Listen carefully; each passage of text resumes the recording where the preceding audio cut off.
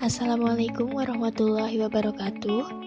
Pada kesempatan kali ini, saya akan menjelaskan mengenai proses pencernaan pada ikan. Ikan yang digunakan dalam praktikum ini menggunakan ikan gurame dengan nama spesies Ospronimus gourami-lake dan nama lokal ikan gurami, grame, kaloi, ikan kali, dan lain-lain, sedangkan nama latinnya yaitu Ospronimus gourami. Proses pencernaan merupakan proses pemecahan senyawa kompleks menjadi bentuk senyawa yang lebih sederhana, baik secara fisik maupun kimiawi, sehingga dapat diserap oleh tubuh.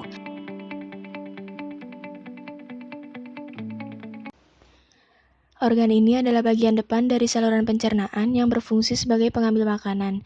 Di dalam mulut terdapat sel-sel kelenjar epitel yang nantinya akan bercampur dengan makanan dan memperlancar proses menelan dengan bantuan kontraksi otot dinding mulut. Esofagus merupakan lorong sederhana yang dilapisi dengan sel yang mensekresikan lendir, berfungsi untuk menyimpan makanan dan menggiling makanan menuju lambung.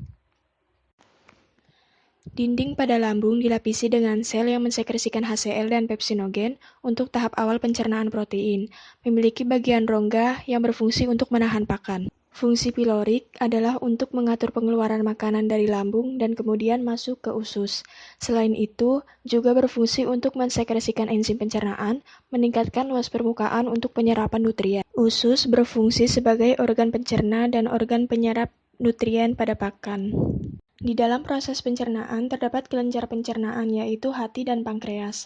Hati berfungsi sebagai tempat terjadinya metabolisme karbohidrat, lemak, dan protein. Selain itu sebagai tempat produksi cairan empedu yang berperan sebagai emulsifikator lemak sehingga lemak dapat diserap dinding usus.